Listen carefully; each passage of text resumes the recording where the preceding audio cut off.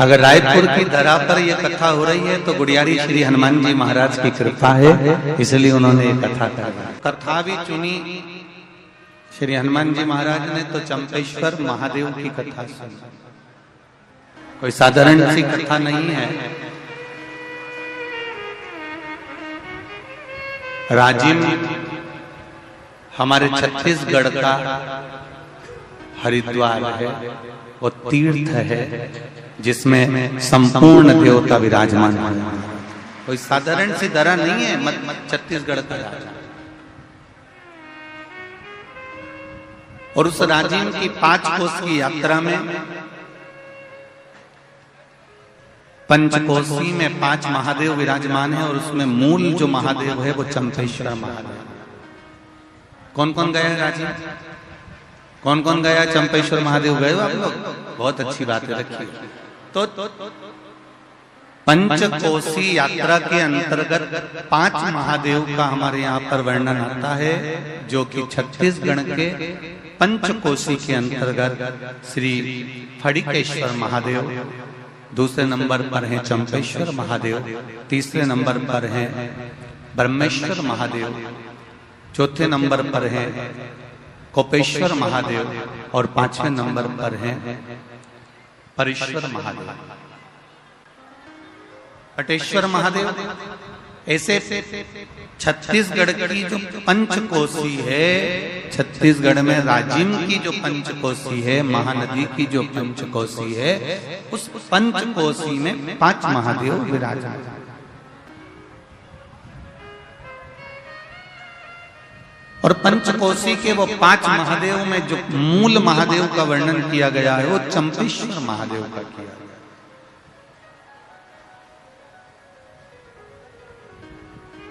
क्योंकि चंपेश्वर महादेव को किसी ने यहां पर स्थापित नहीं करा, चंपेश्वर महादेव को यहां पर किसी ने लाकर बिठाया नहीं है। जैसे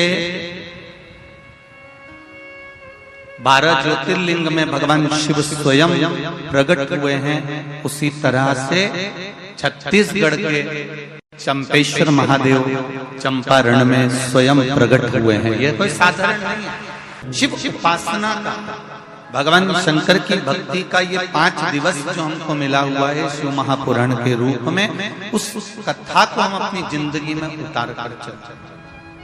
भक्ति के बिंदु को जब तक हम हमारे जीवन में नहीं उतारेंगे तब तक ये जीवन का आनंद नहीं होगा।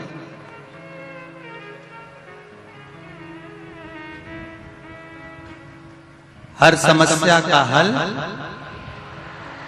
जरा जम के बोलो, एक लोटा जल। पर एक बात का स्मरण जरूर रहे, छल से चढ़ाया गया जल भी भगवान स्वीकार नहीं करते। भगवान उसको स्वीकार नहीं करते। सारी समस्या का हल एक लोटा जल है, पर छल से चढ़ाया गया जल भी मेरा शिव स्वीकार नहीं करता।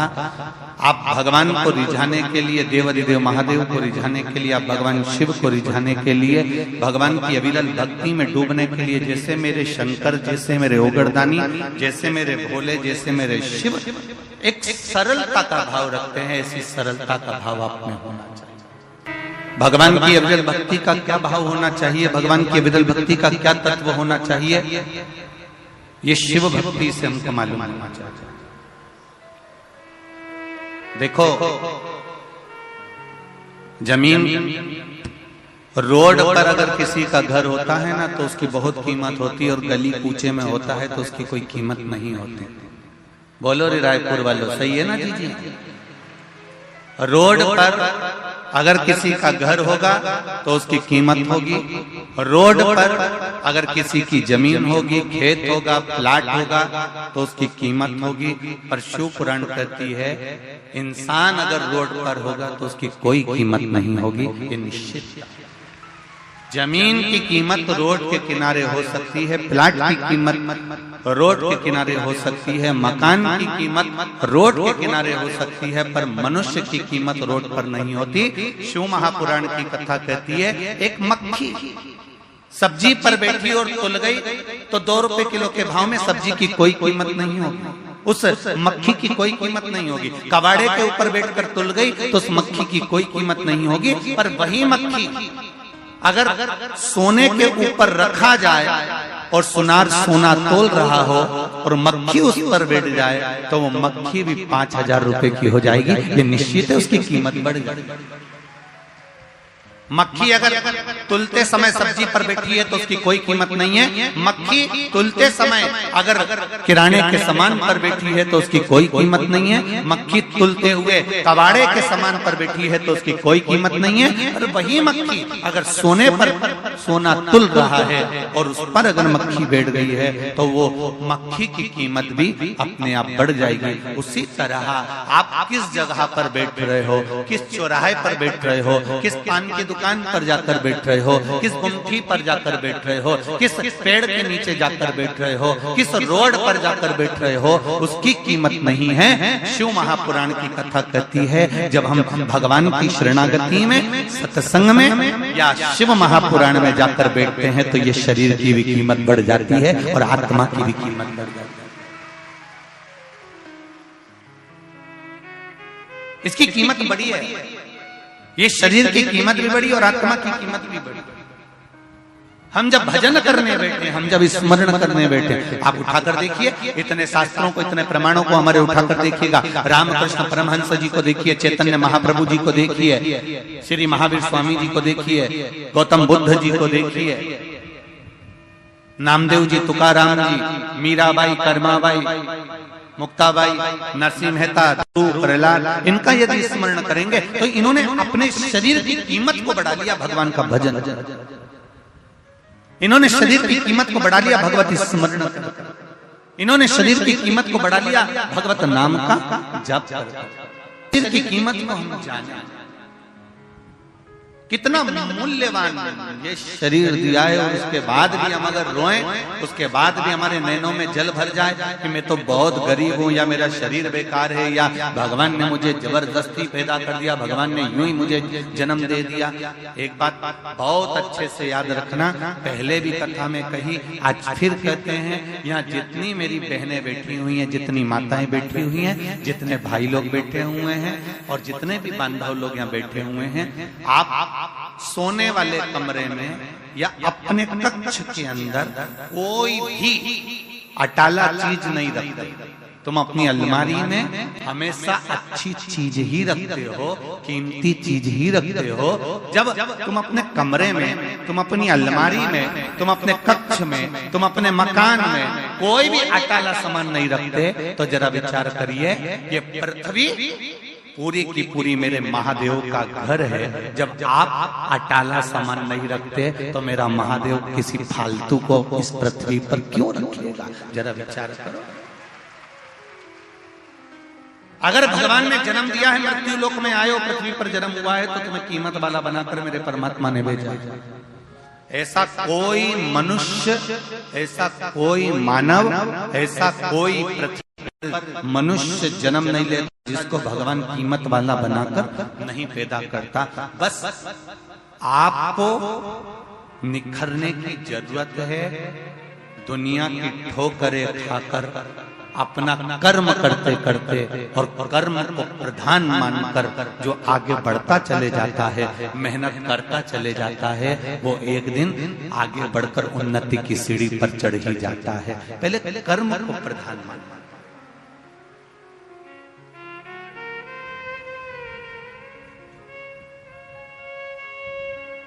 मेहनत करो,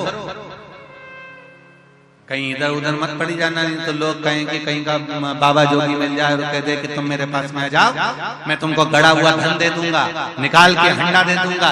ऐसे के चक्कर में मत पड़ना, अंधविश्वास की ओर मत जाना। शिव महापुराण की कथा कहती है ना हमें अंधविश्वास की ओर जाना है, ना किसी ऐसे चक्कर में पड़ना है कि हमें गड़ा हुआ धन मिल जाएगा। आपको धन मिले, भोलेनाथ जी से कहना, भोलेनाथ मुझे किसी का धन नहीं चाहिए। शंकर जी से कहना, बस इतनी कृपा करना कि मेरे भाग्य में जो लिखा हुआ है वो धन मुझे दे दे, बस इतनी कृपा कर दे, मुझे दूसरे भाग्य का नहीं चाहिए। शिव भक्ति का एक रस तत्व, शिव भक्ति का एक आनंद। अभी कल की बात है, हमारे बसंत जी अग्रवाल जी कर रहे थे, गुरु जी 1 2 3 4 डूम लगवाए हैं, लगभग 4-5 लाख स्क्वायर फीट जगह में ये सारी व्यवस्था करी गई है। और लगभग इन चारों डूमों में मिला के ऐसा टेंट वाले और प्रशासन आदि का था कि लगभग 3 लाख पब्लिक इसमें बैठ सकती है। तो शिव महापुराण की कथा में गुरु जी पहले दिन हो सकता है कि अपना एक डूम ये वाला भरा जाएगा, ये वाला भरा जाएगा। तो हमने बसंत जी से बोला चिंता मत करो, ये रायपुर है और चंपेश्वर महादेव है, पहले दिन ही बाउंड्री के पार गेंद है, ये शिव है, ये कोई सहज नहीं है। मेरा भोलेनाथ, मेरा त्रिकालदर्शी, मेरा कैलाश, उसकी करुणा। और फिर निवेदन करूंगा जितनी भी माताएं, जितने भी भाई बहन, जितने भी बांधव इस पूर्ण आनंदमय शिव महापुराण की कथा को 5 दिन श्रवण करने पधारे, उनसे एक ही निवेदन है, इस कथा को केवल यहाँ से सुना, यहाँ से निकाल दिया, बच्चा कुचा था कपड़े में से झटकार दिया, घर पहुंचे और लोगों ने पूछा कि कथा में गई थी तो क्या लेके आई, तो कह दे कि मैंने सुनी तो बहुत सारी थी पर याद बिल्कुल नहीं थी। तो निवेदन है ऐसी कथा मत सुनना कि यहाँ से सुनी, यहाँ से निकल गई, बच्ची कुची झटकार दी। कथा ऐसी सुनकर जाना कि एक साइड से पल्लू रख लेना, एक साइड से अंदर तो जाए पर इधर से निकले निकलना नहीं चाहिए, पूरी अंदर बैठती चली जाए, भरती चली जाए। ये 2 प्याले भगवान ने दिए हैं इनको पीने के लिए, इसको तत्व को ग्रहण करके जीवन का आनंद, ये सुख। जितने बसंत जी अग्रवाल किस्मत वाले हैं ना, और उनको ये शिव पुराण मिली है, उससे दोगुने किस्मत वाले तुम सब हो रहे जितने बैठे हो कथा है। कहीं पुण्य की, हमारे यहाँ छोटा बच्चा जब गुल्लक भरता फोड़ता है तो गिफ्ट लेकर आता है, ये पुण्य की गुल्लक जब फूटी है ना, तब जाकर रायपुर की इस गुड़ियारी हनुमान जी के मंदिर के प्रांगण में शिव महापुराण की कथा हुई। जब पुण्य की गुल्लक फूटी है, कुछ अच्छा मिला है, शिव कृपा से। महाराज शिव कथा कह रही है, भगवान शंकर का चरित्र कर रहा है, भगवान शिव की पावन कथा कर रही है कि शिव महापुराण वर्णन करती है कि जिस कथा को हम श्रवण करने के लिए बैठे हैं, शिव महापुराण कोई छोटा मोटा प्रसंग नहीं है। 24,000 श्लोक 12 खंड में वेदव्यास जी महाराज ने इसको बांट दिया है, और 12 खंड में बांटने के बाद वेदव्यास जी कहते हैं इन 24,000 श्लोक में से एक श्लोक, एक शब्द, एक अक्षर भी हमारी जिंदगी में अगर हमने उतार लिया तो जीवन की सार्थकता। एक भगवान की भक्ति के लिए दिन रात, सुबह शाम,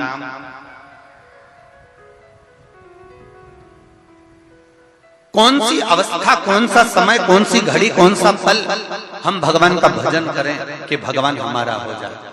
शिव महापुराण की कथा कहती है, मेरे बाबा को महाकाल कहते हैं। महाकाल का मतलब होता है जिसने काल की गणना करी हो, जिसने घड़ी की गणना करी हो, जिसने समय, पल, घड़ी, नक्षत्र सब कुछ उसने बनाया। ऐसा कोई चीज नहीं जो मेरे शिव ने नहीं बनाया। घड़ी भी शिव ने बनाई, पल भी शिव ने बनाया, नक्षत्र भी शिव ने बनाया। हर पल, घड़ी, नक्षत्र जितना बनाया मेरे शंभू ने बनाया। वो सहज, सरल और आनंद की अनुभूति कराने वाला।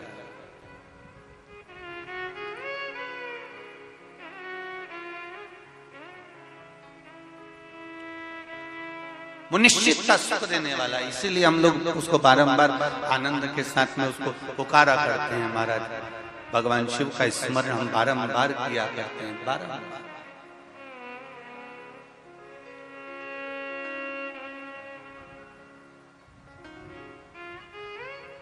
महाराज शिव कथा कर रहे हैं। एक बिंदु, चंचुला, और जिसके जीवन का आनंद एक देवराज नाम का ब्राह्मण, वो देवराज नाम का ब्राह्मण जो ब्राह्मण कुल में जन्म तो ले लिया पर ब्राह्मण कर्म से वंचित रहा। एक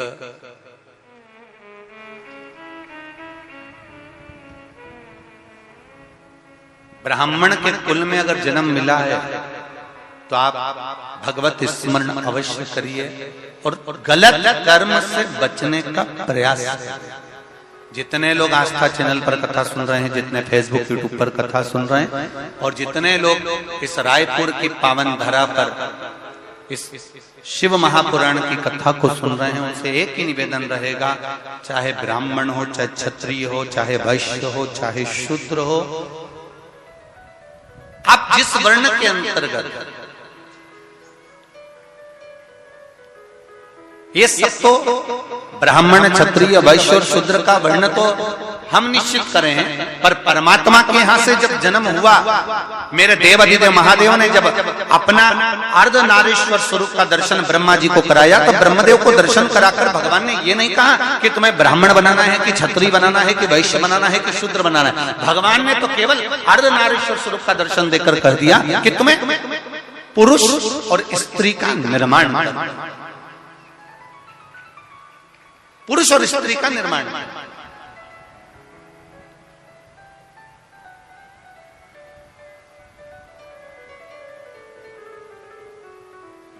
भगवान ये कभी नहीं कहे कि तुमको इसका निर्माण करना है। भगवान ने कहा तुम्हें पुरुष और स्त्री का निर्माण करना है, और पुरुष और स्त्री का जब निर्माण कर लो, पुरुष और स्त्री का जब निर्माण हो जाए और निर्माण करने के बाद उनको एक कर्म देना है कि तुम्हें परिवार का भरण पोषण कर कर भगवत भजन की ओर अग्रणी होना है। मृत्यु लोक में जन्म लेने के बाद, पृथ्वी पर आने के बाद में हमारा भी कर्म है कि हमें परिवार का भरण पोषण करना है और भगवत भजन करना है। हम ये नहीं कहते कि तुम अपना घर छोड़ दो। हमने कभी अपनी इस व्यासपीठ से नहीं कहा कि तुम गंगा जी के घाट पर जाकर बैठ जाओ। बोलो जी जी, कभी बोला कि गंगा के घाट जाकर बैठ जाओ, कभी कहा कि नर्मदा जी के घाट पर जाकर बैठ जाओ, कभी कहा कि किसी तीर्थ में जाकर बैठ जाओ, फिर वापिस मत आओ। शिव महापुराण की कथा कहती है किसी तीर्थ में जाने की जरूरत नहीं, तुम्हें कहीं एक जगह पर कहीं संत साधु सन्यासी तपस्वी साधक उपासक महात्मा जोगी बनने की जरूरत नहीं है। शिव महापुराण की कथा कहती है सबसे बड़ा आश्रम होता है गृहस्थाश्रम।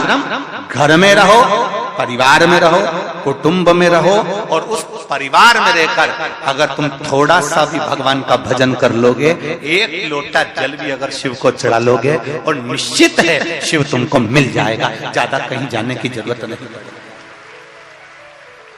और कोई तुमसे कहे कि तुम संत बन जाओ, साधु बन जाओ, तुम गंगा के घाट पर चले जाओ, तो उनके पांव पड़कर कह देना दादा तुम चले जाओ, हम नहीं, हमसे तो बने भी नहीं, क्योंकि ये मनुष्य की देह, मानव का शरीर है, बड़ा मुश्किल से मिला हुआ शरीर, और हम भगवत भजन करेंगे ये नहीं है। हम तो बस केवल थोड़ा बहुत भी नाम जाप कर लेंगे तो उत्ते में परमात्मा मिलेगा, ये निश्चित है।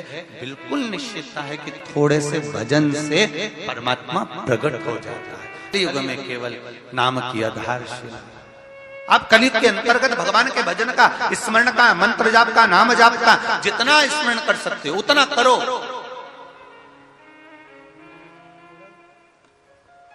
भजन करो जितना कर सकते।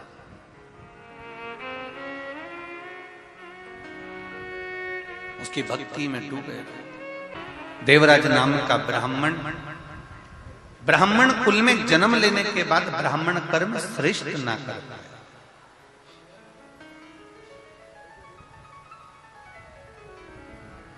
देखिए बड़ा सुंदर भाव शिव पुराण का कहता है कि आपके भरण पोषण की जवाबदारी देवाधिदेव महादेव ने ले रखी है। माता के गर्भ में जब तुम पड़े रहे, गर्भ में जब पड़े थे, तब भी वो भर पेट अंदर भी भोजन दे रहा था, और शरीर मिला, प्राण छूटेंगे तब तक भी वो भरपेट भोजन देने की जवाबदारी मेरे कालाधिपति महाकाल राजा की है, वो देगा।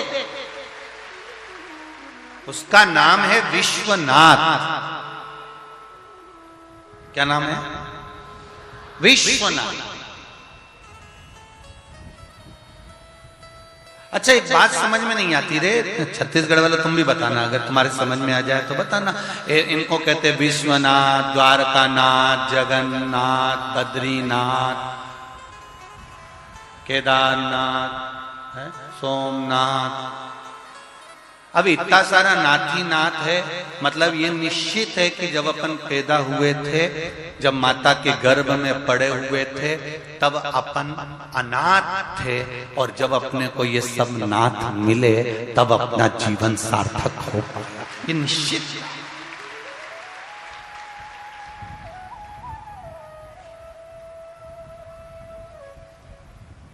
कोई कोई चला जाता है, कई लोग कहते हैं साहब देखो कोरोना में वो उनका वो बेटा चले गया, उसके छोटे छोटे बच्चे बेचारे अनाथ हो गए।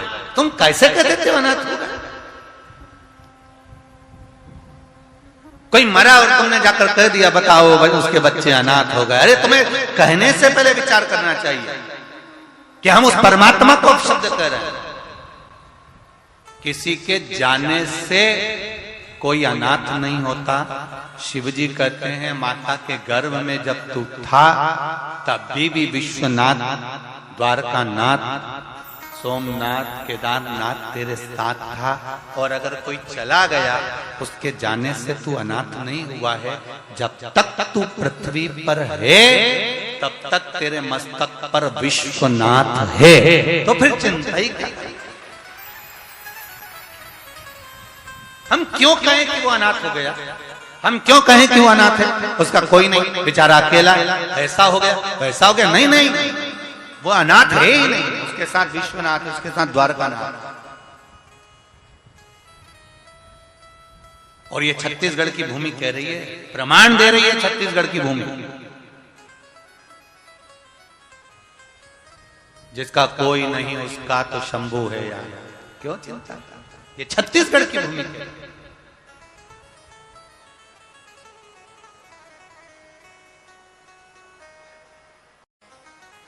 स्कंद महाभारत में कौशल के अंतर्गत वर्णन मिलता है महाभारत में।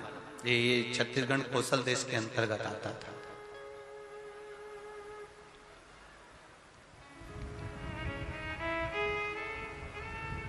महाभारत में कौशल के अंतर्गत एक वर्णन मिलता है कि, और स्कंद पुराण में भी आता है कि भगवान शिव के जो वन है, जैसे उज्जैन का महाकाल वन,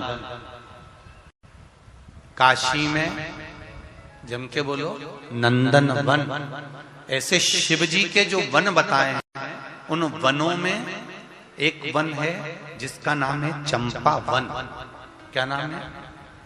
चंपा वन, जिसका नाम बाद में चंपाझर हुआ, और चंपाझर के बाद में उसका नाम चंपारण हुआ। ये बाद में नाम पड़ा है चंपारण। महादेव के जो 9 वनों का वर्णन किया जाता है, महादेव के जो वनों का वर्णन किया जाता है, उस महादेव के वन में छत्तीसगढ़ की पावन धरा पर रायपुर के पास में एक वन शिवजी का विद्यमान है, जिसका नाम है चंपा वन, जिसको लोग चंपारण भी कहते हैं। ये शिवजी का। और जितने श्रोता शिव महापुराण की कथा को सुनने के लिए ये रायपुर की धरा पर श्री हनुमान जी महाराज के इस पावन प्रांगण में बैठे हुए हैं, इस कथा को थोड़ा ध्यान लगाकर सुनना। जितने लोग आस्था चैनल पर सुन रहे हैं, जितने फेसबुक यूट्यूब पर सुन रहे हैं, भगवान शंकर के जितने वन और महाभारत के कौशल के भाग में जो वर्णन किया गया वनों का, उन वनों में शिवजी के वनों में जैसे काशी को नंदन वन कहा गया है, उज्जैन को महाकाल वन कहा गया है, ऐसा एक वन शिवजी का चंपा वन रायपुर के नजदीक राजिम के पास चंपा। अब कितनी महत्वता होगी उस चंपा वन की, जरा विचार करिए। काशी में नंदन वन है, इसलिए वहां पर शिवलिंग विराजमान है, उसको कोई ने बनाया नहीं, उसको किसी ने रखा नहीं, स्वयंभू है। महाकाल में महाकाल वन है, शंकर भगवान स्वयंभू है, उसी तरह रायपुर के नजदीक में चंपा वन है। उस चंपा वन में चंपेश्वर महादेव स्वयंभू है, उसको किसी ने बनाया नहीं है, स्वयं। इसलिए सब ध्यान लगाकर सुनना, ध्यान से। सबले बढ़िया, जरा जम के तो बोलो, सबले बढ़िया छत्तीसगढ़िया।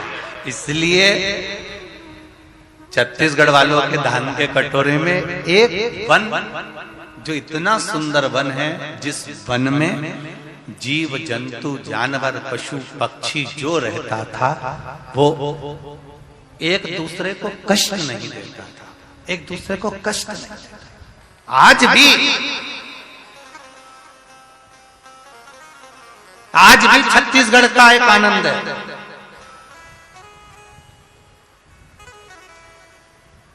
अगर ओरिजिनल छत्तीसगढ़ का व्यक्ति है, मैं फिर इस शब्द को सुन लेना जरा, ओरिजिनल। जो बाहर से आकर छत्तीसगढ़ में बस गया, हम उसकी गारंटी नहीं ले रहे, हम उसका पर जो ओरिजिनल छत्तीसगढ़िया है, ओरिजिनल, ये निश्चित है वो कभी किसी को दुख नहीं दे सकता, ये निश्चित था, अगर ओरिजिनल है तो।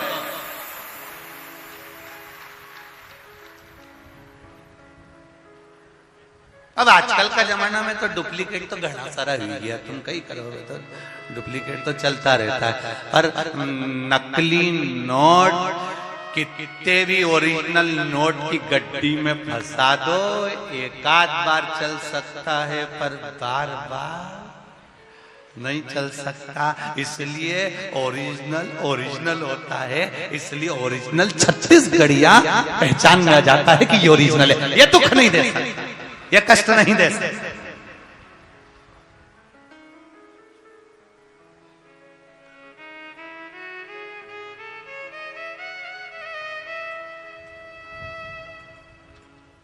वो निश्चितता उसके अंतर्गत। शिव जी का एक वन, शंकर भगवान का एक वन, जिसका नाम है चंपावन। महाभारत में भी इसका वर्णन आता है कौशल के अंतर्गत। चंपावन में भगवान, जहां पर चारों तरफ वन ही वन विराजमान था, चारों तरफ वन है, बस उस चंपावन में एक बार भगवान आनंद कंद परमात्मा की ऐसी कृपा हुई, ऐसी दया हुई कि महाराज जो गोदावरी नदी के तट पर भरद्वाज गोत्र में जन्मे हुए श्री लक्ष्मण भट्ट जी जा रहे हैं।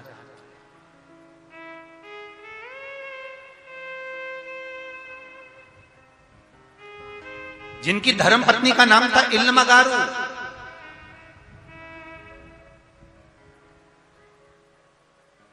अपना पूरा परिवार गोदावरी नदी के तट पर जहां निवास कर रहे थे काकड़ में, वहां से निकलकर काशी के लिए जा रहे थे। पहले काशी जाने का रास्ता, पहले काशी जाने का रास्ता, जितने लोग काशी साउथ वाले जाते थे या इधर से महाराष्ट्र वाले जाते थे या कहीं का भी व्यक्ति अगर काशी जाता था तो ये उसको जाने का यही मार्ग था, यही मार्ग, जिस मार्ग पर चंपावन है।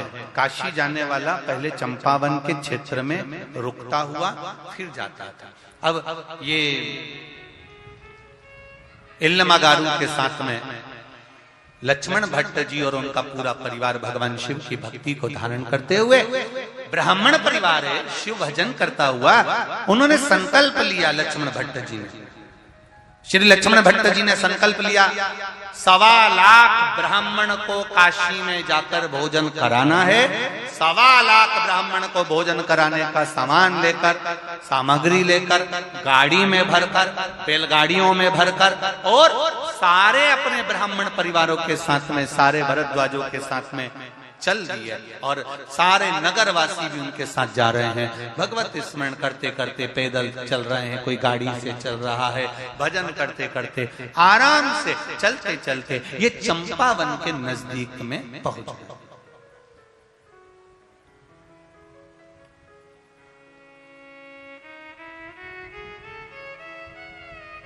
और चंपावन के नजदीक में पहुंचे। इतनी देर में चंपावन के नजदीक पहुंचते पहुंचते लक्ष्मण भट्ट जी को शाम पड़ गई, और शाम होते होते सब आगे निकल गए, और सब आगे निकले, और इल्लमागारू और लक्ष्मण भट्ट जी ये दोनों थोड़ी देर रुक गए। इल्लमागारू ने कहा, धर्मपत्नी बोली, स्वामी स्वामी,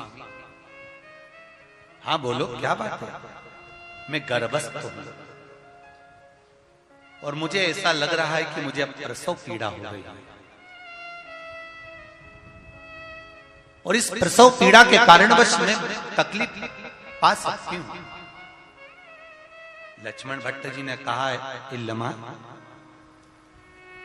शिव जी का नाम लो और चलो आगे। इल्लमा कहती है कि मैं अब आगे नहीं बढ़ सकती, कोई छांव ऐसी दिखे जहां मैं बैठ जाऊं। इल्लमा इतना घना वन है, इतना घना वन है, इस वन में पशु पक्षी तक नहीं है। इतना घना वन है कि तुम मेरे को देखने के लिए भी, तुम अगर मैं एक वृक्ष के पीछे चला जाऊं तो नजर नहीं आऊंगा। इतना घना वन है इल्लमा।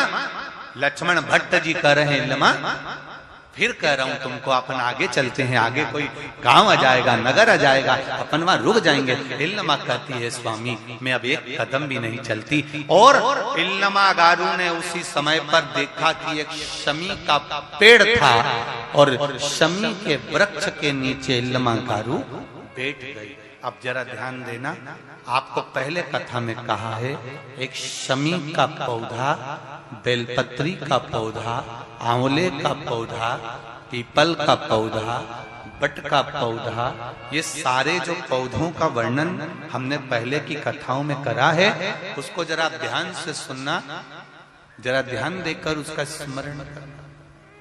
हमने पहले भी कहा इस चीज को कि बेलपत्री के पेड़ के नीचे या शमी के पेड़ के नीचे साधारणता नहीं है। बेलपत्री के पेड़ के नीचे लक्ष्मी का निवास होता है, पार्वती जी का निवास होता है, शिव जी का निवास होता है। पीपल के वृक्ष के नीचे 52,000 ब्राह्मणों का निवास होता है, भगवान विष्णु का और शिव जी का निवास होता है। इसलिए शिव जी का नाम एक पिपलेश्वर महादेव भी है। शमी के पेड़ के नीचे भगवान शिव अपने अड़भंग स्वरूप में विराजमान होते हैं। अड़भंग स्वरूप कैसा?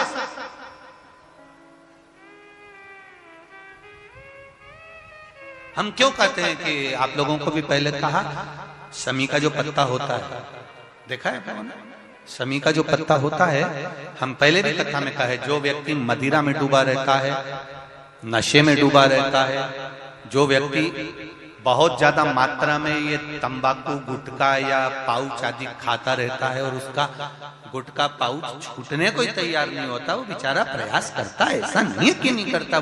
आजकल के जमाने में तो कितनी बड़ी बड़ी बीमारी होने लगी, कैंसर जैसा रोग होने लगा, तो वो छोड़ना चाहता है, ऐसा नहीं कि नहीं छोड़ना चाहता। हर व्यक्ति चाहता है कि मैं व्यसन को छोड़ दूं, पर थोड़े दिन छूटता है, वापिस वो उस व्यसन में लग जाता है। तो हम पहले भी इस कथा को कहे, शमी के वृक्ष के नीचे शमी के मिट्टी का शिवलिंग बनाकर, शमी के वृक्ष के नीचे शमी की ही मिट्टी का शिवलिंग बनाकर उस पर जो बेलपत्र समर्पित करता है और शमी पत्र समर्पित करता है, वो बेलपत्री को उठाकर ले आता है, शमी पत्र के साथ में शिवलिंग की पूजन करी हुई शिवलिंग का विसर्जन कर देता है। उसी दिन उस बेलपत्र को, लाए हुए बेलपत्र को जो शमी पेड़ के नीचे पूजन कर कर बनाया गया है, उस बेलपत्र को जो नशा करने वाला व्यक्ति होता है, उसको 3 दिन तक लगातार पहली पत्ती बीच की, दूसरी पत्ती राइट की, तीसरी पत्ती लेफ्ट की, जो एक एक कर कर 3 दिन तक खिला देता है। 3 या 4 बार अगर प्रयोग कर लिया तो ये निश्चित है दूसरी बार वो नशे में धुत नहीं होगा, ये निश्चित।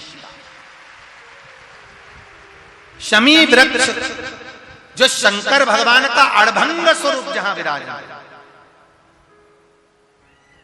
थोड़ा मदिरा पान करने वालों के लिए, व्यसन करने वालों के लिए, थोड़ा गलत कर्म करने वालों के लिए थोड़ा सा और बहुत जरूरी है। मेरा नवयुवक बेटा बेटियों से ये निवेदन रहा है और आज फिर कहता है, आप तंबाकू खाते हो, आप गुटखा खाते हो, आप पाउच खाते हो, आपसे निवेदन है ये समझ लीजिए कि आप मौत की सीढ़ी पर अपना पांव रखना प्रारंभ कर दिए हो और मौत की सीढ़ी पर पांव रखा और कभी भी कोई बड़ी बीमारी आपको किसी भी समय पर घेर सकती है। एक बात बहुत ध्यान से उतारना मेरे बेटा बेटियों से निवेदन, नवयुवक बच्चों से निवेदन, युवान बेटा बेटियों से निवेदन है। हम सुपारी खाते हैं या कोई सामान खाते हैं, बार बार हमारा गाल कटता जाता है, फिर ठीक होता है, फिर कटता है, फिर ठीक होता है, फिर कटता है। दांत में, जबड़े पर और गाल में झार झार सी पड़ने लगती है। धीरे धीरे धीरे धीरे 10 साल, 15 साल, 20 साल, 30 साल बाद वहां फिर घाव उत्पन्न होने लगता है। अच्छा, कई लोग कहते हैं कि पुराने लोग भी तो खाते थे, तो पुराने लोग ये तंबाकू या गुटखा नहीं खाते थे। पुराने लोग पान खाते थे, बीड़ा खाते थे। पान में चूना लगता था, कत्था लगता था और पान में एक तंतु होता है बीच का, वो तंतु एक ऐसा होता है जो अंदर बीमारी को पनपने नहीं देता। इसलिए जो बुजुर्ग लोग जो पान खाने वाले होते हैं, केवल जो पान का सेवन करते हैं, उनको कभी ये बड़ी बीमारी का रोग सताता नहीं है। और जो ये नया नया पाउच आता है जिसपे तुमने देखा होगा, उस पे कैंसर का फोटो भी बना रहता है, ये नए नए पाउचों पर कभी तुमने देखा कि पान पर फोटो बना हुआ है, पर पाउच पर, गुटके पर उसका समझो।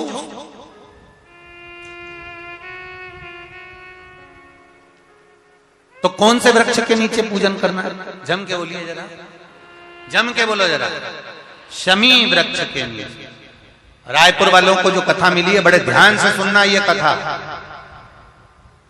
बड़े आनंद के साथ मिली। और जितने लोग आस्था चैनल पर जो सुन रहे हैं, जितने फेसबुक यूट्यूब पर सुन रहे हैं, और यहाँ लाखों की संख्या में लोग बैठे होंगे। कई लोग तो अपनी अपनी टीन के ऊपर, छत के ऊपर चढ़ चढ़ के बैठे हैं, कोई ट्रैक्टर पर, कोई गाड़ियों पर, कोई खंभों पर चढ़ चढ़ के बैठे हुए। ध्यान से, बड़े प्रेम से सुनो इस कथा को, बड़े आनंद। शमी पत्र का वृक्ष। इल्मागारू ने कहा, अब एक प्रश्न, एक संवाद और थोड़ा ध्यान में उतारिएगा। मान लो किसी कार्य के लिए जा रहे हो और वो कार्य में बार बार अटकल आ रही है, वो कार्य तुम्हारा होना चाहिए और तुम लगे हो कि मुझे ये चीज होगी, ये निश्चित है। मैंने 10 लोगों को बोल के रखा है, 10 लोगों के हाथ जोड़ के रखे, भैया मेरा ये काम कर देना, भैया मेरा ये काम, और वो कर ही नहीं रहे। आखिर कारण क्या है? उसके लिए भी शमी पत्र का प्रयोग किया जाता है। शमी पत्र को शिवलिंग पर चढ़ाकर, वही शमी पत्र को उतारकर अशोक सुंदरी वाली जगह पर चढ़ाकर फिर आप अपने कार्य के लिए चले जाइए। श्री शिवाय नमस्तुभ्यम बोलकर 1 लोटा जल चढ़ाकर जाइए, शिव संभाल लेता है। वो शमी पत्र की,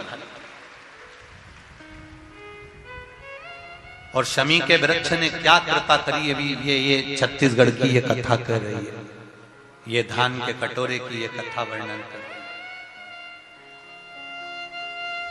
इल्मागारू लक्ष्मण भट्ट जी की धर्म पत्नी, जगत गुरु श्रीमद वल्लभाचार्य जी की माता इल्मागारू शमी के पेड़ से टिक कर बैठ। वृक्ष देखिए, शमी का वृक्ष, शमी के वृक्ष से इल्मागारू टिक कर बैठ गई और प्रसव पीड़ा बढ़ने लगी। लक्ष्मण भट्ट जी बोले, मैं क्या कर सकता हूं तेरे लिए? इल्मागारू कर रही है, मुझे कष्ट बहुत हो रहा है स्वामी, मुझे कष्ट हो रहा है, कृपा करो स्वामी, मुझे कष्ट हो रहा है। इल्मागारू चिल्ला रही है, लक्ष्मण भट्ट जी आंख से आंसू बहा रहे हैं। सबको पुकारा, उस घने वन में, उस चंपा वन में कौन मिलेगा, कौन प्राप्त?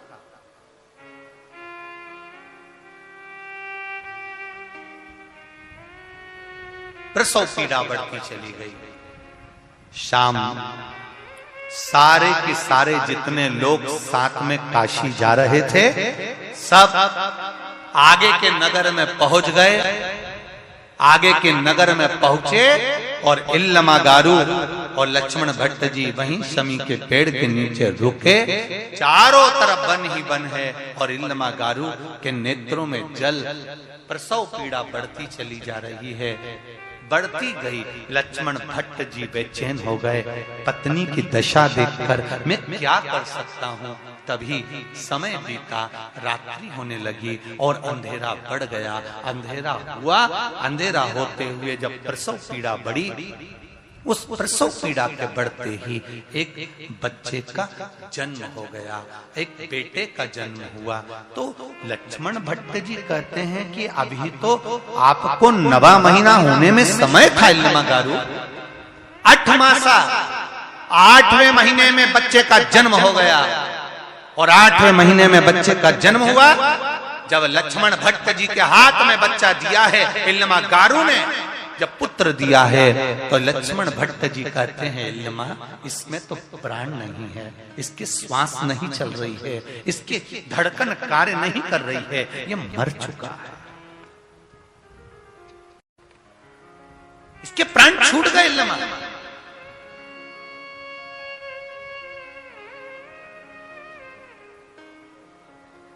जरा विचार करिएगा, बहुत ध्यान देना इस कथा पर।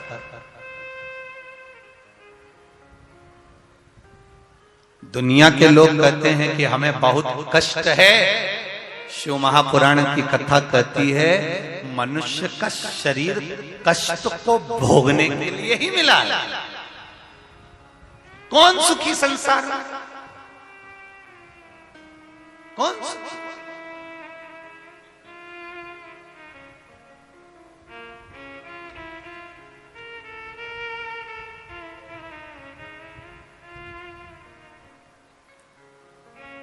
पूरी दुनिया में कोई सुखी है? अरे व्यक्ति अगर विद्वान हो जाता है तो अहंकार समाहित हो जाता है, विद्वत्ता आ गई, अभिमान आ गया। और सोचिए, अगर मान लो व्यक्ति एक पद प्राप्त कर लेता है कि साहब इसने यहाँ विजय प्राप्त करी और विजय प्राप्त करी तो ये पद इसको मिल गया, वो पद पाने के बाद वो सोचता है कि अब मुझे एक और दूसरा पद मिल जाए। फिर वो सोचता है कि मैं कहीं इस मंत्र पद पर बैठ जाऊं, फिर मंत्री पद से सोचता है कि सामने ये बन जाऊं, फिर वो बनते बनते उसने सोचा सामने ये बन जाऊं। भगवान कहते हैं कुछ बनने की जरूरत नहीं है, अच्छे इंसान बन जाओ तो आप खुद ही अच्छे बन जाओगे, ये निश्चित है।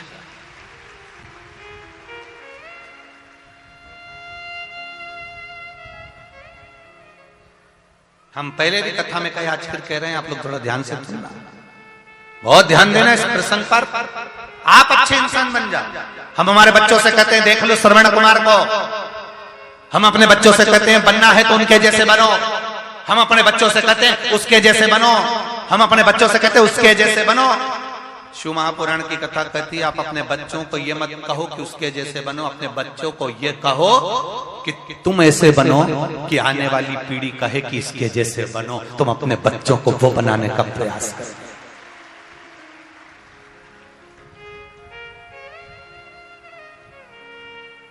आप अपना कर्म करे जाओ, आप अपने कर्म की ओर अग्रणी होते चले जाओ। जरा विचार करिए, आज से कुछ सालों पहले का चरित्र निकाल कर देखना, जगह जगह रामचरितमानस, भागवत, गीता, स्मरण सब कुछ होता था। शिव तत्व को कौन जानता था? कौन जानता था शिव महापुराण को?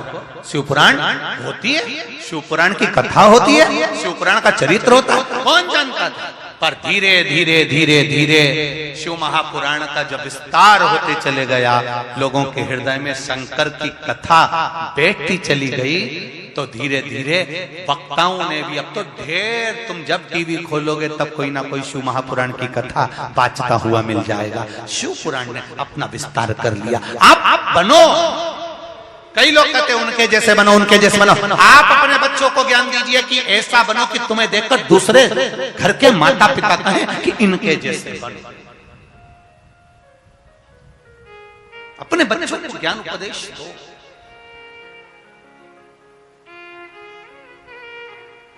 कौन कहता है कि दुख नहीं आता? दुख आता है। भगवान जगत गुरु श्रीमद वल्लभाचार्य जी की माता इल्लमा गारू के जीवन में भी दुख आया, श्री लक्ष्मण भट्ट जी के जीवन में भी दुख आया। ऐसा कोई मानव का शरीर बताओ जिसके सम्मुख में दुख नहीं आया? भगवान राम अगर पृथ्वी पर प्रकटे तो उनको भी दुख आया, भगवान कृष्ण पृथ्वी पर आए तो उनको भी दुख आया। ऐसा कोई बता दो जीवन में जिसको दुख नहीं मिला हो। दुख तो आता, पर दुख आएगा जाएगा, बस एक काम करते रहना है कि दुख की घड़ी में भी हमें शिव को नहीं भूलना है। शंकर के द्वार जाते रहो, शंकर भगवान पर बिना छल के, बिना कपट के, बिना अहंकार के, निष्कपट भाव। हमें एक लोटा जल ये देखकर नहीं चढ़ाना कि दुनिया के लोग हमको देख रहे हैं। हम मंदिर में गए तो पड़ोसन देख रही है, वो हमको देख रही है, हम किस तरह से चढ़ा। नहीं नहीं नहीं, आप तो अड़भंग होकर आपके मन से जैसे आप शिव जी की आराधना करते हो वैसे चढ़ाओ। आप तो एक लोटा भर के ले गए। कई लोग कहेंगे बताओ, अरे कहीं कंगी मंगी तो करी आती, कहीं कपड़ा वपड़ा अच्छा पहनी आती, तो कह दो भगवान हमारा कपड़ा नहीं देखता, भगवान तो हमारा, अरे बोलो जम के, दिल देखता। शिव जी कपड़े से कभी प्रसन्न नहीं होते, शिव जी तो अपने हृदय से प्रसन्न होते हैं। निर्मल मन सो मोही। आप निर्मल मन रखिए, भाव शुद्ध रखिए, चित्त शुद्ध रखिए, हृदय शुद्ध रखिए, मिलेगा।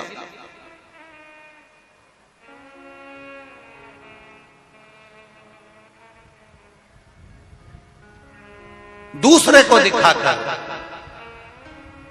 अगर हम एक लोटा जल भी चढ़ा रहे हैं तो भगवान शिव से ये लोग पशुपति व्रत करते हैं और पशुपति व्रत धारण करते हैं, तो हम उनसे एक बात हमेशा कहते हैं, आज फिर कह रहे हैं, पशुपति व्रत करने वाले को चाहिए कि सामने वाला व्यक्ति जैसा व्रत कर रहा है, अगर उसमें कुछ गलत कर रहा है तो जरूर बताओ, और वो पूछे तो, नहीं तो अपने को ये भी नहीं बोलना कि साहब तुमने पूजन गलत कर ली है। वो अपने दिल से कर रहा है, आप अपने हृदय से। ये जरूर है पशुपति व्रत का जो नियम है वो जरूर बता दो कि साहब 5 व्रत होते हैं और 5वें व्रत में ही पूर्ण करना पड़ता है। अगर बीच में कहीं रजस्वला धर्म आ जाता है तो उसको छोड़ दिया जाता है, अगला व्रत गिन लिया जाता है। 6 दिए मंदिर में ले जाए जाते हैं, 6 ही दिए पृथ्वी पर रखे जाते हैं, 5 दिए जलाए जाते हैं, 1 दिया पृथ्वी पे से उठाकर वापिस अपनी थाली में रख लिया जाता है। प्रसाद के 3 हिस्से जमीन पर रख दिए जाते हैं, दोने में कागज में प्रसाद जिसमें भी तुम लेकर गए हो, 2 हिस्सा मंदिर में छोड़ दिया जाता है, 1 हिस्सा लेकर आ जाते हैं। छठा दिया घर के अंदर प्रवेश करते समय अपना जो सीधा हाथ है, अपना सीधा हाथ उस ओर बैठ जाओ और घर की ओर मुख कर कर उस दिए को दरवाजे पर लगा दिया जाता है। ऐसा वर्णन कर दो। 5वां व्रत जब पूर्ण हो, 108 चावल के दाने या बेलपत्र या पुष्प या पंखुड़ी जो तुमसे बन जाए समर्पित कर कर एक श्रीफल 11 रुपए बाबा को चढ़ाकर अपने मन से 5 व्रत पूर्ण आराम से करिए, बाबा उसको सुनता ही। भगवान शंकर की इल्लमा गारू के माता इल्लमा गारू के गर्भ से बालक ने जन्म लिया, लक्ष्मण भट्ट जी के हाथ में आया। बालक जब हाथ में आया तो देखा तो इसकी श्वासें नहीं है, इसकी धड़कन नहीं है, इसकी श्वास नहीं चल रही है, ये लगता है कि मर चुका है, इसमें प्राण नहीं है, मर गया।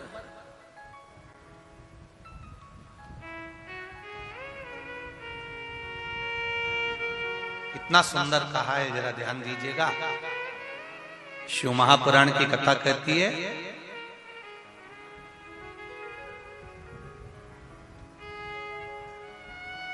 जन्म के बच्चा जब जन्म लेता है, जन्म के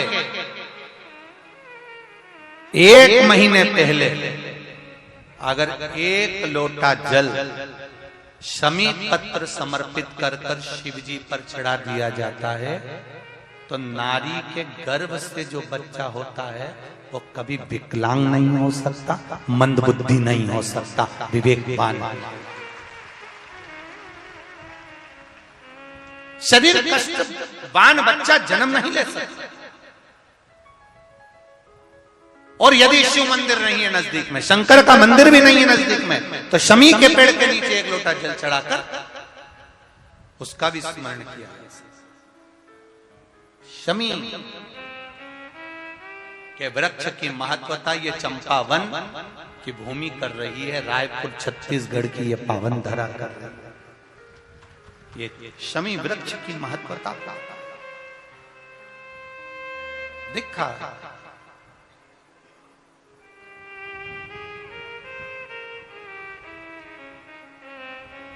बच्चे में प्राण नहीं है, बच्चे में श्वास नहीं है, बच्चा मर चुका है, 8 मासा बच्चा हुआ है, 8 महीने का हुआ है।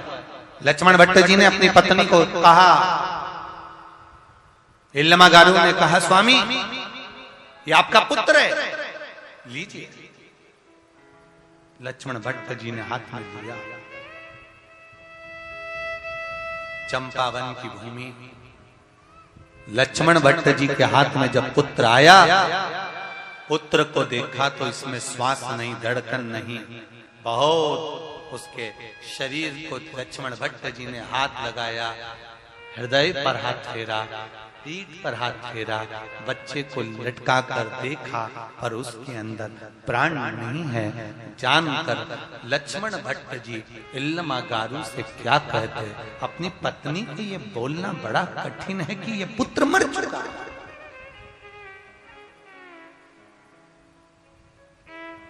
इतना कठिन। द्रौपदी के 5 सोते हुए पुत्र को जब मार दिया गया, 5 सोते हुए पुत्र जब द्रौपदी के मर गए और 5 सोते हुए पुत्र को जब मारा गया,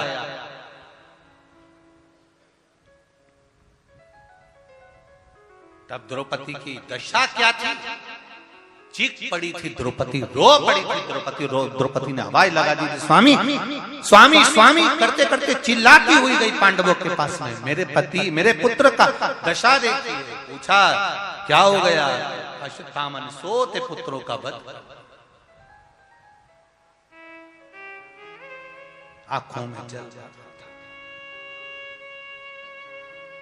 एक माँ के सामने उसके पुत्र की अगर गति होती है तो माँ का हृदय कछोड़ जाता है। ये कोरोना महामारी में, ये कोरोना महामारी के अंतर्गत जब जवान जवान युवान युवान बच्चे प्राणों को त्याग रहे थे, तब बुजुर्ग घर के आंख में आंसू भरकर रो रहे थे कि इनकी मृत्यु की जगह हमारी हो जाती, कम से कम मेरा बेटा तो रह जाता। पर जो लिखा ललाट पर उसको कौन टाल सकता? जो ललाट का लिखा हुआ है उसे कौन टाला? कौन टाल सकता? महाराज रो रही है। इल्लमागारू को कौन कहे कि तुम्हारा पुत्र नहीं है, मर चुका है? लक्ष्मण भट्ट ने विचार करा। लक्ष्मण भट्ट जी ने जब देखा तब लक्ष्मण भट्ट जी ने अपनी पत्नी को समझाया कि इस पुत्र को इसी शमी के पेड़ के नीचे छोड़ना पड़ेगा। तब इल्लमागारू ने पूछा, स्वामी कारण क्या है जो मेरा बेटा जन्म लिया है और उसको इस शमी के पेड़ के नीचे छोड़ना पड़ेगा? क्या कहा? इस बालक में प्राण नहीं। रो पड़ी इल्लमागारू, रो रही। बहुत ध्यान दीजिएगा साहब, मृत्यु लोक में जन्म हुआ है तो जन्म से लेकर मृत्यु की सैया पर सोने तक व्यक्ति को रोना तो पड़ता ही है, निश्चित है। रामचरितमानस में भी लिखा है, माता कौशल्या जी ने राम जी को देखा और राम जी से कहा, माता पुनि बोली सोमति डोली तजहु तात, यह रूपा की जैसे सुलीला अति प्रिय शीला, यह सुख परम अनुपा सुनी बचन सुजाना। आगे क्या है? रोदन ठाना। माता बोल रही है राम जी से कि रो। राम जी कहते हैं मां मैं भगवान। राम जी कह रहे हैं मैं विष्णु हूं, नारायण हूं, और आप कह रही हो कि मैं रो। माता कौशल्या जी ने कहा मृत्यु लोक में जन्म लिया है तो रोना तो पड़ेगा। कौशल्या जी ने राम जी को जन्म के समय रुलाया था, इसलिए आज भी हॉस्पिटल में बच्चा जब जन्म लेता है तो उसको डॉक्टर सिस्टर उल्टा लटका के थप मार के चिमटा खोड़ के रुलाते हैं। आज से रोएगा तो मरेगा, तब तक रोएगा। रो, ये रोना तो पड़ेगा। अगर मृत्यु लोक पर आयो ना, पृथ्वी पर जन्म लिया है तो रोना तो पड़ेगा। तुम लोग ये मत सोचना कि अपन कथा सुनेंगे तो हो सकता है कि दुख कटेगा। ऐसा नहीं है कि दुख नहीं कटेगा। कथा सुनने से, सत्संग करने से, भजन करने से, कीर्तन करने से, मंत्र जाप करने से, श्री शिवाय नमस्तुभ्यम बोलने से, एक लोटा जल चढ़ाने से, राम कृष्ण का स्मरण करने से, ऐसा नहीं है कि दुख नहीं कटेगा। कटता है। भजन करने से ही तो हमारा दुख कटता है। भगवान शिव से प्रार्थना। इल्लमागारू के गर्भस्थ कष्ट होने पर जो बालक हुआ, प्राण छूट गए। शमी के वृक्ष के नीचे उसको रख दिया गया, एक कपड़े में लपेट कर रखा, पत्ते डाल दिए गए। शमी के पत्ते उस बच्चे पर डाले गए और डालने के बाद में वहां से इल्लमागारू और लक्ष्मण भट्ट स्वामी चल दिए। देखिए दूसरे गांव में जाकर निवास किया, बस वहां पर पहुंचे ही थे। समय आया, विचार करा कि चलें। इल्लमागारू ने एक शब्द बड़ा भारी कहा, मैं चाहूं रायपुर छत्तीसगढ़ की इस पावन धरा से जितने लोग कथा को सुन रहे हैं वो भी इस शब्द को स्मरण में रहे। इल्लमागारू ने अपने स्वामी लक्ष्मण भट्ट जी से कहा, स्वामी जी अपन काशी जा रहे हैं शिव जी का दर्शन करने के लिए, 1.25 लाख ब्राह्मणों का भोजन कराने के लिए जा रहे हैं। इल्लमागारू ने कहा कि मैंने सुना है कि काशी जाने वाला या शिव जी के द्वार जाने वाला या शंकर का भजन करने वाला, शिव नाम लेने वाला तो कभी दुखी नहीं होता। उसको तो दुख होना ही नहीं। शमी के वृक्ष के नीचे बालक को छोड़ दिया, शमी के पत्तों से ढक दिया। इल्लमागारू और लक्ष्मण भट्ट दोनों जाते हैं। इल्लमागारू ने कहा स्वामी काशी जा रहे हैं, और काशी जाते समय कई लोग, अभी आप लोग शिव महापुराण की कथा में आ रहे हो, मंदिर जाते हो शिव जी के, अगर ईमानदारी से बोलना, यदि मंदिर जाने पर भी तुमको अगर दुख रहेगा तो दुनिया तुम पर नहीं हंसेगी, दुनिया किस पे हंसे बताओ। इतनी शंकर जी की भगत है, रोज लोटा भर के पानी चढ़ाने जाती है, रोज सियोर वाला महाराज की कथा सुनने बैठ जाती है, टीवी चालू करिए और बैठ गई। इतनी शिव जी की भगत और इतना दुख, महाराज इतना दुख है। और अगर जल चढ़ाने पर भी, पूजन करने पर भी, आराधना करने पर भी, भक्ति करने पर भी, स्मरण करने पर भी अगर तुम्हारा काम नहीं हुआ तो दुनिया, शिव जी भोलेनाथ जी, दुनिया आपसे कहेगी कि मैं शंकर का भजन करती हूँ, शंकर का गुणगान करती हूँ, शंकर का स्मरण करती हूँ। हाँ, वही इल्लमागारू ने कहा कि शिव जी के काशी जा रहे हैं, और काशी जाते समय इतना ये घटना घट जाना, गर्भ में बच्चा है और वो बच्चा, गर्भस्थ बच्चा 8 महीने का होकर समाप्त हो जाना, मर जाना, शांत हो जाना, स्वामी ये बात ठीक नहीं लग रही है। दुनिया क्या कहेगी, लोग क्या कहेंगे, लोगों के मन में क्या भाव प्रकट होगा, लोगों के मन में क्या आएगा। स्वामी आप बताओ। शंभु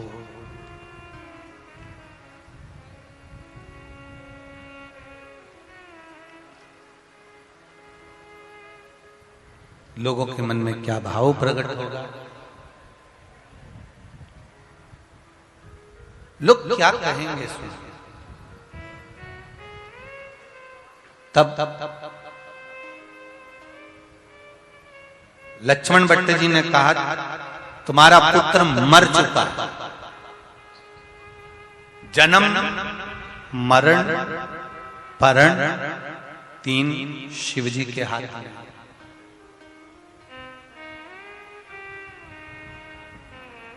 जन्म भी शिव जी के हाथ में, मृत्यु भी शिव जी के हाथ में, और परण विवाह भी शिव जी के हाथ में।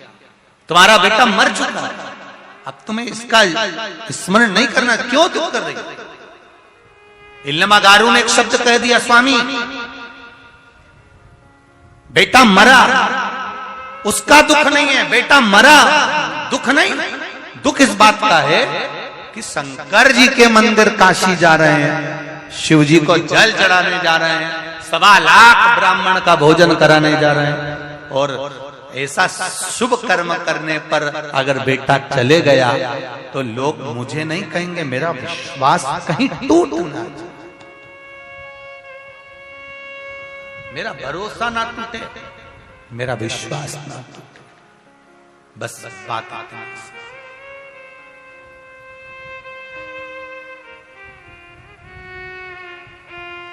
मत चिंता करो। इल्लमागारू ने आंख बंद कर कर जिस गांव में रात्रि में विश्राम करा, बच्चे को छोड़कर, इल्लमागारू ने कहा मैंने विश्वनाथ सुना है तू सबकी गोद भरता है, और ये सत्य है। 28 साल तक जिसको बच्चे नहीं हुए मेरे शंकर ने उसकी भी गोद में दे दिए हैं। ये शिव है, ये शिव है। और आपसे भी कहेंगे जितने भी भक्त शंकर भगवान के इस पावन रायपुर की धरा पर बैठकर शिव महापुराण की कथा सुन रहे हो, पंडाल के अंदर, पंडाल के बाहर, जहां बैठकर, जमीन पर, भूमि पर, जहां बैठकर शिव महापुराण की कथा सुन रहे हो, मेरा देव अधिदेव महादेव आपको क्या देगा ये तो 3 महीने बाद मालूम पड़ेगा, वो जाने, और उसका काम वो क्या देता है ये वो जान सकता। बसंत जी अग्रवाल जी ने अगर कथा रखी है यहां, माता पिता की प्रेरणा से, श्री हनुमंत लाल जी की प्रेरणा से अगर ये कथा हो रही है, तो मैं तो कहूंगा कहीं ना कहीं शिव जो देने वाला है, शंकर जो करने वाला है, वो शिव ही जान सकता। हम तो इस व्यासपीठ से केवल इतना जानते हैं कि जहां कथा कर कर जाएं, उसके बाद में वहां, यहां आपसे भी कहेंगे, आप जिस आस और विश्वास के साथ कथा सुन रहे हो, जितने लोग आस्था चैनल पर, जितने लोग फेसबुक यूट्यूब पर सुन रहे हैं, उनसे भी कहेंगे दिल रखकर सुन। बाबा को दिमाग की जरूरत नहीं, दिल की जरूरत है। बाबा कहते दिल से मुझे भज ले, छल से 1 लोटा पानी मत चढ़ाना। भीड़ हो रही है, ज्यादा भीड़ हो रही है,